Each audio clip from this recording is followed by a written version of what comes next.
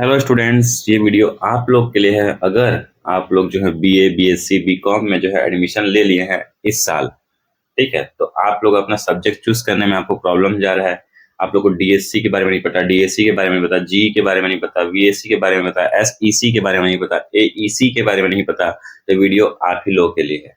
मैं आज जो है इन सारे टॉपिक्स के ऊपर बात करने जा रहा हूँ जो कि हम लोग के अंडर में आता है, नेशनल एजुकेशन पॉलिसी के अंडर में। ठीक है, चलिए आज का वीडियो शुरू करते हैं। तो सबसे पहले आप लोग को पता चलना चाहिए कि आपका कोर्स क्या है, आप कौन से कोर्स में एडमिशन लिए हैं। अगर आप बीए फर्स्ट सेमेस्टर में लिए हैं तो आपका जो मेन सब्जेक्ट हो क्या क्या है। अगर आप बीएससी में लिए हैं तो आपका मेन सब्जेक्ट क्या है। अगर आप बीकॉम में लिए हैं तो आपका मेन सब्जेक्ट क्या है। आपने अपना एडमिशन फॉर्म भरा है ना, आप लोगों ने फिल कर लिया, आप लोगों ने एडमिशन ले लिया, आप लोगों ने अपने ग्रुप में जो है ज्वाइन कर लिया, तो आप लोग को इन सब के बारे में अब सुनने को मिलेगा। तो क्या होता है देखते हैं यहाँ पे, डीएससी आप लोग को सुनने को मिलेगा, जिसका मतलब होता है डिसिप्लिन स्पेसिफिक कोर्स। डीएसई के बारे में सुनने को मिलेगा आप लोग, डिसिप्लिन स्पेसिफिक इलेक्टिव। एईसी के बारे में आपको जानने को मिलेगा, एबिलिटी इनहेंसमेंट कोर्स। वीएसी के बारे में value added course. SEC skill enhancement course. And last one GE generic elective. तो आइए जानते हैं व्हाट इज डीएससी, क्या होता है DSC, what is DSC, DSC क्या होता है, कब लेना चाहिए हमको, कौन से सब्जेक्ट इसमें चूज करने पड़ते हैं, what is GE, what is AEC, what is SEC and what is VAC. एक एक करके इसके बारे में हम लोग जानते हैं। तो सबसे पहले देखते हैं डीएससी क्या होता है। तो डीएससी को समझने का सबसे इजी मेथड है कि आपने जिन जिन सब्जेक्ट को सेलेक्ट करके अपने कॉलेज में एडमिशन लिया है, अपना फॉर्म फिलअप किया है, वो होता है आपका डीएससी।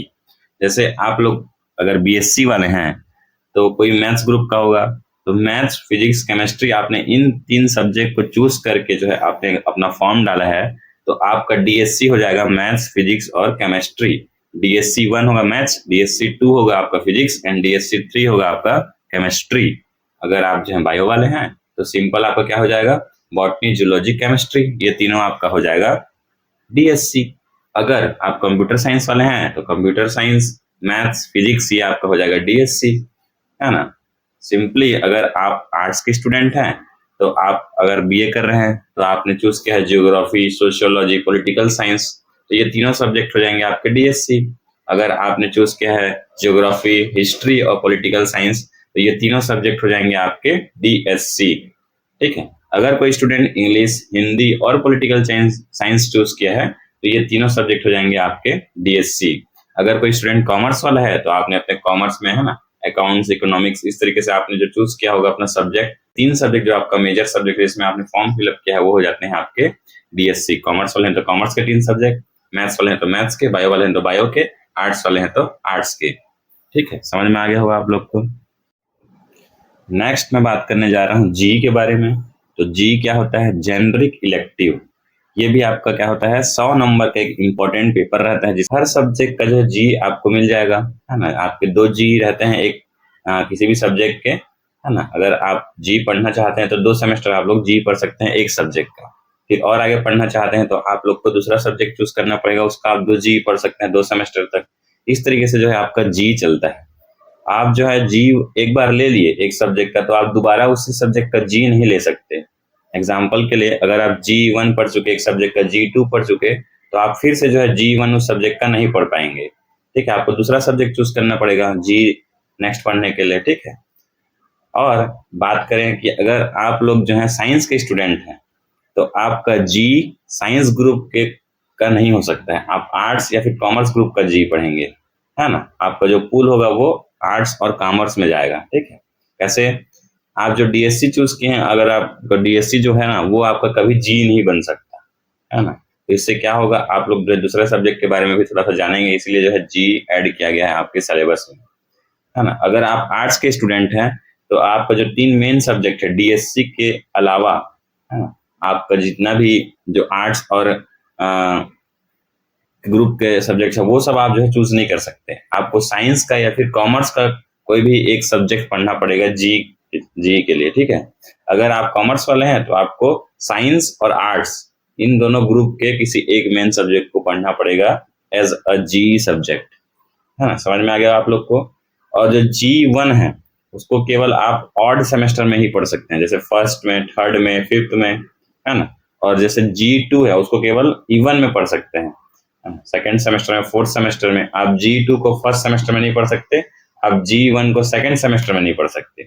जो 1-1 दिख रहा होगा उसको फर्स्ट सेमेस्टर में, थर्ड सेमेस्टर में, फिफ्थ सेमेस्टर में पढ़ेंगे, और G2 जो लिखा रहेगा उसको सेकंड में, फोर्थ में, सिक्स्थ में। इस तरह से ही हम लोग जो है जी को ले सकते हैं और पढ़ सकते हैं, ठीक है।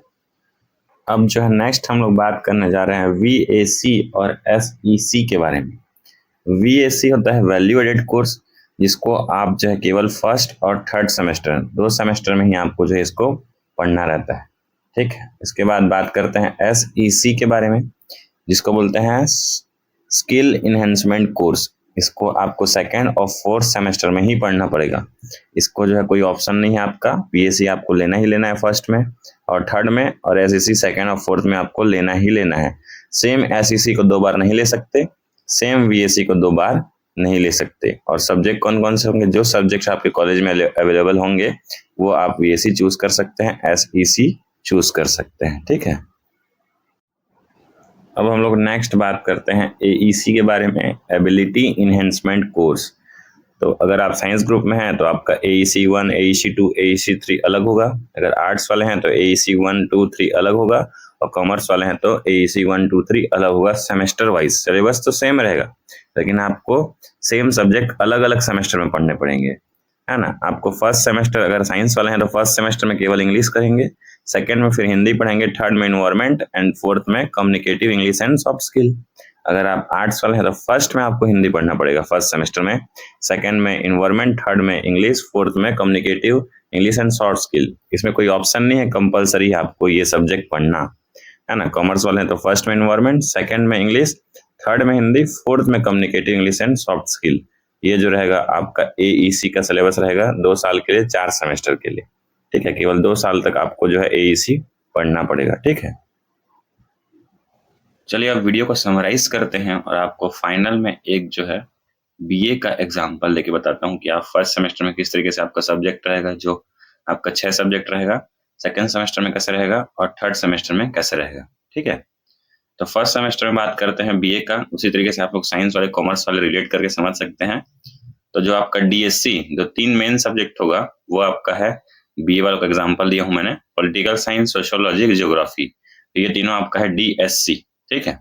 तो मैंने जैसे बताया था कि आर्ट्स वाले जो है, आर्ट्स ग्रुप का कोई भी सब्जेक्ट जी के तौर पे चूज नहीं कर सकते हैं, इसलिए मैंने यहाँ पे साइंस ग्रुप का बॉटनी चूज किया है, क्योंकि आप जो है आर्ट्स वाले साइंस ग्रुप और जो है कॉमर्स ग्रुप का सब्जेक्ट चूज कर सकते हैं, ठीक है। कॉमर्स का भी कोई सब्जेक्ट एक आप चूज कर सकते थे, जस्ट एग्जाम्पल मैंने यहाँ पे बॉटनी चूज किया है, ठीक है। आपके कॉलेज में जो अवेलेबल होगा आप वो चूज कर सकते हैं। AEC ये तो कंपलसरी है, आपका पहला हिंदी रहेगा, है ना, आर्ट्स वालों के लिए। कॉमर्स वालों के लिए क्या रहेगा, पहला इन्वायरमेंटल, और साइंस वालों के लिए क्या रहेगा, BSc वालों के लिए पहला इंग्लिश, ठीक है। अब बात करते हैं VAC में यहाँ पे मैंने ज्योग्राफी चूज किया है। आप चाहे तो सोशियोलॉजी, पॉलिटिकल साइंस, हिस्ट्री, कुछ भी चूज कर सकते हैं, हिंदी, इंग्लिश, किसी का भी VAC आप लोग चूज कर सकते हैं, ठीक है। ये था मेरा फर्स्ट सेमेस्टर का चूज किया हुआ सिलेबस। फिर सेकंड में क्या होगा, सेकंड में तीनों DSC आप लोग को रिपीट सेम, है ना। आप वहाँ पे G क्या रहेगा आपका, जो आपने बॉटनी लिया है वो आपका बॉटनी सेकंड हो जाएगा। फिर क्या होगा, AEC में आपका जो आपका इन्वायरमेंट हो जाएगा, है ना, जो हिंदी था वो इन्वायरमेंट, ठीक है। और आप VAC की जगह क्या पढ़ेंगे, अब SEC पढ़ेंगे, तो SEC आपका हो जाएगा हिंदी, ठीक है। आप चाहे तो कुछ और भी ले सकते हैं, इंग्लिश ले सकते हैं, कुछ भी ले सकते हैं, ठीक है, लेकिन आपको रिपीट नहीं करना है SEC को 2 बार। अब बात करते हैं सेमेस्टर थर्ड के लिए। तो यहाँ पे आप लोग का DSC तीनों सेम रहेगा। फिर आपका जो है, आप चाहें तो G फिर पढ़ सकते हैं आगे, है ना। कैसे पढ़ सकते हैं, आप दूसरे सब्जेक्ट का G लेंगे आप लोग फिर से, जैसे आपने बॉटनी लिया था, आर्ट्स वाले हैं तो एक अदर ग्रुप था, तो इस तरीके से आप जियोलॉजी ले सकते हैं, केमिस्ट्री ले सकते हैं, मैथ्स ले सकते हैं, है ना। आप चाहें तो कॉमर्स ले सकते हैं, तो कोई भी आप G फिर से चूज कर सकते हैं। लेकिन अगर आपको रिसर्च करना है, अपने किसी सब्जेक्ट में अच्छे से पढ़ना है आपको, तो आप जो है, जो आप DSC चूज किए थे, जो 3 DSC था आपका, उसमें से किसी एक को आप DSE के तौर पे पढ़ सकते हैं। मतलब पॉलिटिकल साइंस को और अच्छे तरीके से जानना है, आपको उसमें PhD करना है, तो आप एज अ DSE उसको चूज कर लेंगे। उसका सिलेबस अलग रहता है इन सब से, उसको और डिटेल में पढ़ाया जाता है। जैसे आपको सोशियोलॉजी में, है ना, आपको PhD करना है तो आप सोशियोलॉजी को DSE ऐसा चूज कर सकते हैं, आपको उसमें रिसर्च करना है तो, है ना? ज्योग्राफी में चाहते हैं तो ज्योग्राफी को एज़ अ डीएसई चूज़ कर सकते हैं। लेकिन एक चीज़ आपको ध्यान रखना है, अगर एक बार आपने डीएसई चूज़ कर लिया, तो आप वापिस से जी चूज़ नहीं कर सकते। आपको पूरा 8 सेमेस्टर तक पूरा क्या है, आपको डीएसई पढ़ते रहना पड़ेगा अच्छे से, ठीक है? अगर आप जी चूज़ करते रहना चाहते हैं, तो आप 2 साल और जी पढ़ेंगे, है ना? आप जो है 3rd सेमेस्टर जी पढ़ेंगे, 4th सेमेस्टर जी पढ़ेंगे, 5th सेमेस्टर जी पढ़ेंगे, 6th सेमेस्टर जी पढ़ेंगे। इस तरीके से आप जो है जी को आगे पढ़ सकते हैं, ठीक है? अगर कोई डीएसई नहीं लेना चाहता है, तो ये दोनों ऑप्शन में रहता है, तो आप 2nd ईयर में जब आपका 3rd सेमेस्टर रहेगा, वहाँ पे आपको ध्यान देना है अच्छे तरीके से, ठीक है? अब एसी नॉर्मल इंग्लिश हो जाएगा, पहले हिंदी, फिर एनवायरनमेंट, फिर इंग्लिश हो गया, है ना? फिर से आपको वीएससी आ गया, देखिए यहाँ पे जो 1st सेमेस्टर में था, तो आप तो वीएससी ज्योग्राफी वापस से नहीं ले सकते क्योंकि आपने एक बार ले लिया है, तब आपको दूसरा सब्जेक्ट लेना पड़ेगा, पॉलिटिकल साइंस लेना पड़ेगा, कुछ भी आप ले सकते हैं, Hindi, English, political science, geography, है ना? के अलावा ज्योग्राफी एक बार ले लिया इसलिए उसको नहीं ले सकते, बाकी कुछ भी आपके पास जो अवेलेबल हो वो चूज़ कर सकते हैं। तो ये था आप लोग का जस्ट एग्ज़ाम्पल, इस तरीके से आपको जो है सब्जेक्ट चूज़ करना रहता है। और कोई भी डाउट है तो आप मेरे को टेक्स्ट कर सकते हैं, कमेंट कर सकते हैं, तो मैं आपको डाउट क्लियर कर दूँगा, ठीक है? Okay, bye-bye.